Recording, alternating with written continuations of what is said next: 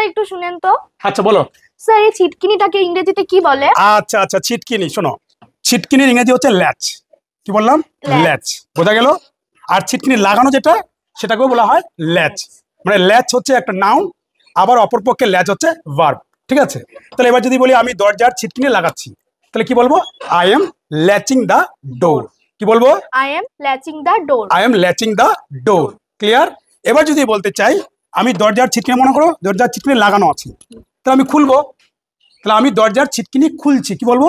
I am unlatching the door. কি বললাম? I am unlatching the door. I am unlatching the door. Clear?